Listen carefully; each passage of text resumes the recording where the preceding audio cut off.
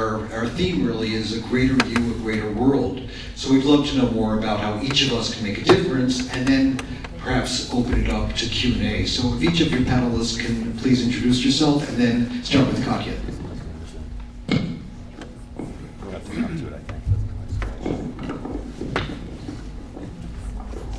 All right.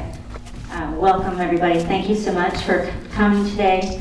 We really appreciate your support, and I wish there was more people in the world like you, because this is what we need. We need people to be aware and take the time to learn what's going on. So we can't fix the problem until we know what's going on. And there's many solutions and many alternatives, and we just have to get together and work it out. I'm the filmmaker, and I want to thank Artivist Film Festival for making this screening possible today, and also HSUS and the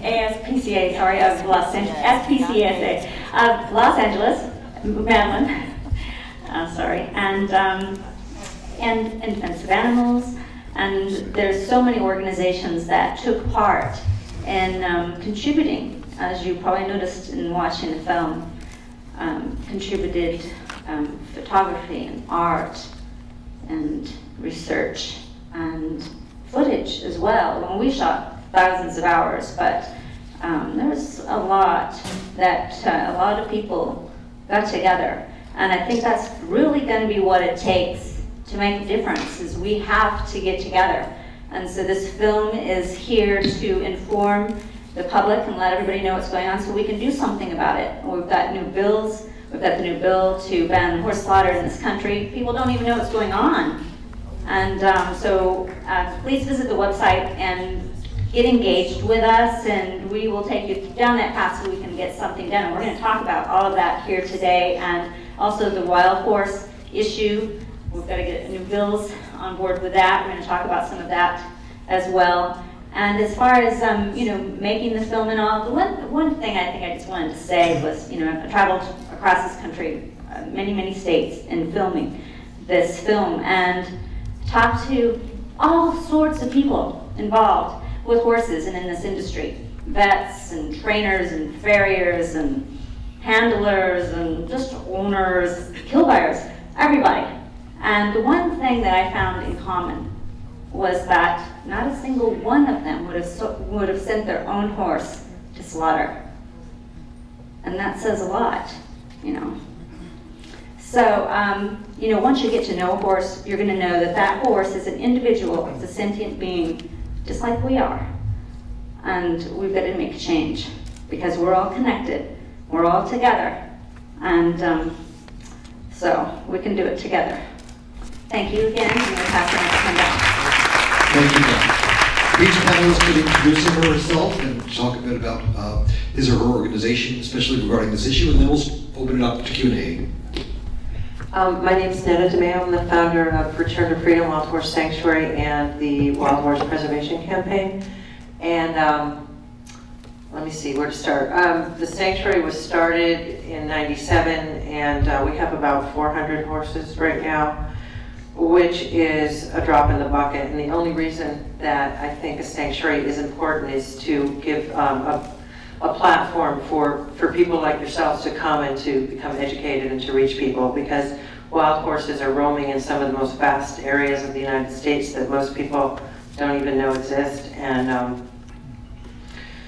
I didn't want to do nothing, but I would have to say that the majority of my focus is political, and conservation and education is also a big part of what we do there. But we do have horses, and we do offer a chance for people to come and understand our cultural heritage through the history of the various herds that we have there. And what we did a little differently was take intact, horses were being removed. It started in '98 with a total removal of horses from a fish and wildlife refuge in Oregon. And that's how it began. And I thought, what could I do with the little bit of land we have to make a stronger impact? And that was to demand, say, yes, we'll take some horses, but we're going to demand that they're gathered in their intact family and bachelor bands and maintain their social groups. otherwise, what are we really educating about? Wherever I looked, what people were doing were taking Mustangs and putting them in pipe corrals in the backyard and trying to find homes for them, and it didn't seem to be working. And I also wanted to bring, something else to the table, and I thought, why don't we have the horses teach themselves so people could observe that these horses are social mammals like us, and they have very strong bonds and relationships. And when people witness that, it's so profoundly moving that I've had Olympic level riders leave in tears because they've never seen a stallion, although they may have ridden them in competition their whole life, and they've never seen a stallion raise their young. They don't understand what a stallion brings to the relationship within the herd and the dynamics between, how important they all are, just like our own social communities. And it's not being anthropomorphic to witness that communities exist in the natural world, and we are part of the natural world. I can't believe how profound it is to see that we don't see nature as our home, and these animals do. And when we're with them, there's some ancient sort of calling that affects everyone, from Kaiser surgeons, from Kaiser Permanente to, your Wall Street visitor. Anybody can come, and a 5-year-old can recognize that what we're doing to the horses isn't right. So that's what we do at Return to Freedom, in a nutshell. The Wild Horse Preservation Campaign is a national platform for education and advocacy, and we recently just won a bill to, what we were able to do was stop the gelding of some stallions and then returning them out to the range, which, if you understand stallion behavior, would just destroy everything about what they are and what they need to survive in those vast habitats. It's pretty intense, and so without the hormones to drive them, it just wouldn't have been fair in that situation. So they're not going to do that right now in the rocks, but although the gather is continuing, there's other alternatives, and if you're interested, you can look at our work on wildhorsepreservation.org or returntofreedom.org. Thank you.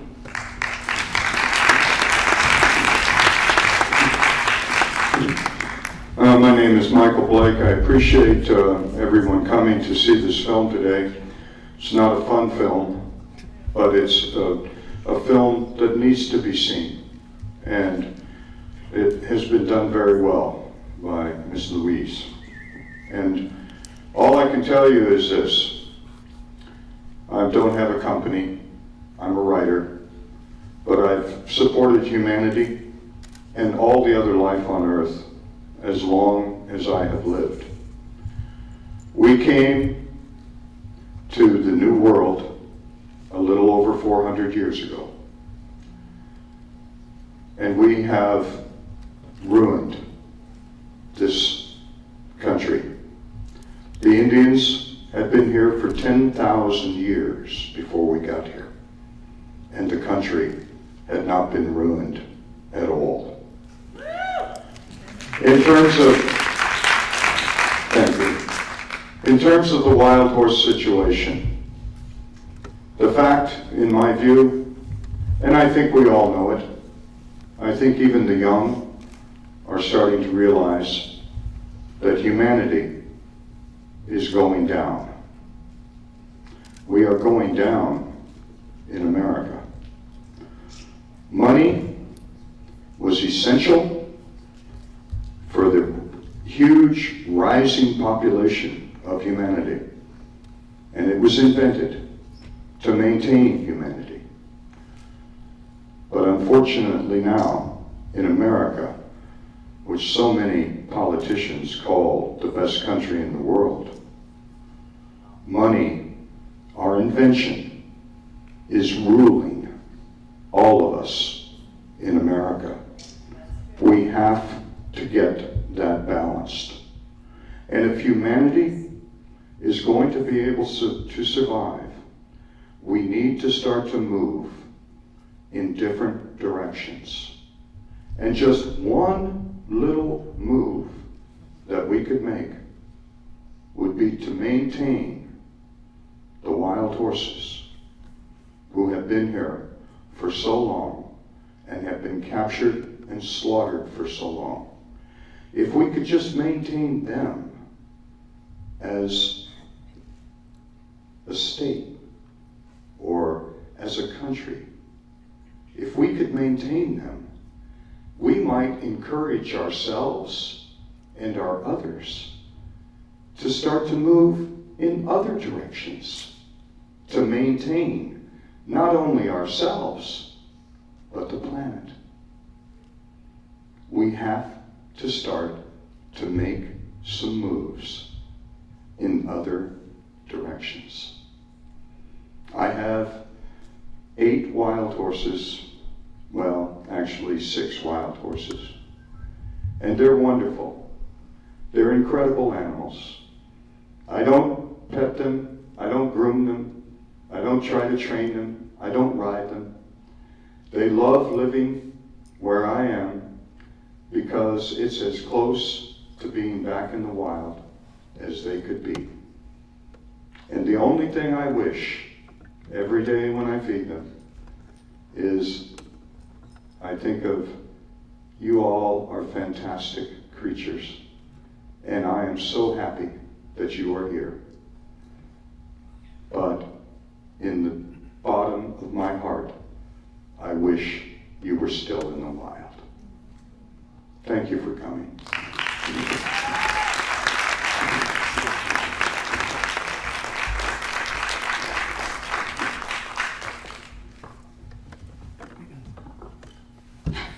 You know, 6 more inches would solve almost all my problems. Me too, taller. My name is Madeline Bernstein, and I'm president of SPCA LA. Every SPCA is separate. There's no umbrella SPCA that's related to any other, just to clear up that little intro. I think for me, the word is nuisance, and it's nuisance on several levels. Every time some special interest decides that something is a nuisance to whatever enterprise they're involved with, they just simply want to eradicate it. There's, you know, the welfare cattle ranching wants the land, the horses become a nuisance. When I first moved out to California, there was a neighborhood overrun with red foxes. Red foxes were eating birds. They were declared a nuisance and everyone wanted to go out and shoot them. When I said, wait a minute, let's see how this happened, turned out that the government on the naval base allowed them to target practice on coyotes. Well, once they eliminated the coyotes, then what do you think happened with the red fox population? It just increased, and then it got involved in endangered birds. So the solution then became, well, let's kill all the red foxes. And we stopped that, and the irony is that at the end of the day, they brought back coyotes. So it just seems to me that we have to start thinking big picture. We have to stop just shooting everything that gets in our way and killing everything that gets in our way for immediate gratification, for our immediate self-satisfaction for what we want. At the time, we're a country with an adolescent mentality. I have teenage boys. They have to have everything immediately when they want it. And the other part of the nuisance that I'd like to talk about is we need to become multi-level nuisances. Because not only are there federal bills pending, although I'm not overly optimistic about anything our federal government is able to do right now, but on a state-by-state basis, you can enact state legislation. Like some states strategically located, like New York, Pennsylvania, California in a very modified way, on the routes to Canada and other places, could enact legislation statewide banning double-decker trucks for horse transport. On a state legislation, if you make it difficult for these people to go through different states, you can become a nuisance as well as working towards parallel federal legislation. So we can become a nuisance that way. My organization has law enforcement power. We go out every day and investigate and prosecute animal cruelty, and we have a lot of horse cases. And that brings me to the other old saying, which is, the oats cost more than the horse. And this is what we're seeing. People want a horse, they lose interest. They can buy a horse for $25. They see a sign, horse, free to good home. And then they don't have the wherewithal to care for the horse, the teeth, and the shoes. And we even see horse hoarders who try to maintain it and then don't. So my message today is be a nuisance. Bother the feds, bother the state, report animal cruelty wherever you see it, and let's start preserving our resources instead of obliterating them until there's no return.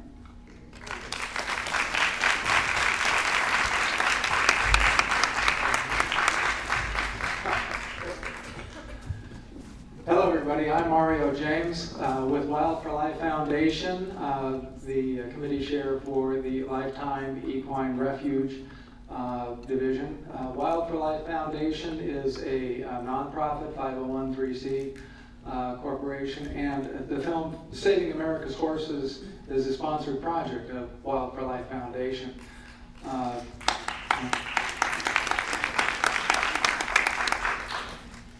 I wanted to say one thing on the film's behalf, and that is that as you see represented here, there are several organizations and many individuals such as yourselves are part of maybe other organizations as well. And there's a lot of interest collectively in helping to save animals, save horses specifically here in this instance.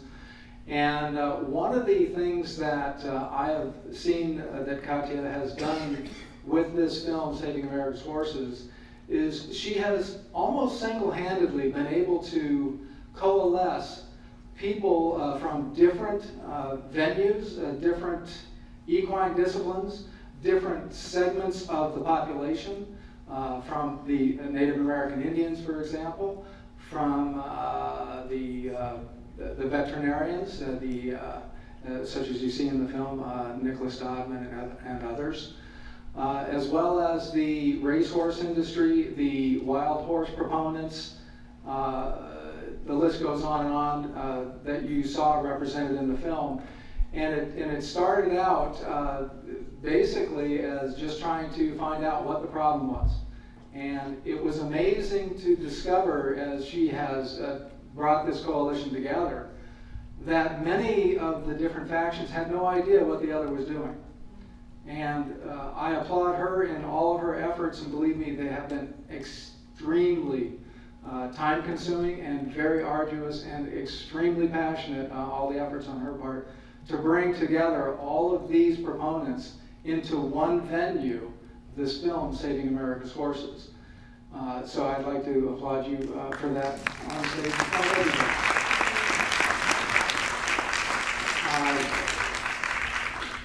Wild for Life Foundation is, as I said, a nonprofit, and we are in the business, if you will, of protecting and making sure that animals are not abused, specifically horses in this instance. We have the Lifetime Equine Refuge as well, which takes some of these horses that have been found throughout not only the making of the film but in others, and have a home for them so that they can live out the rest of their lives without facing the brutal horror of slaughter.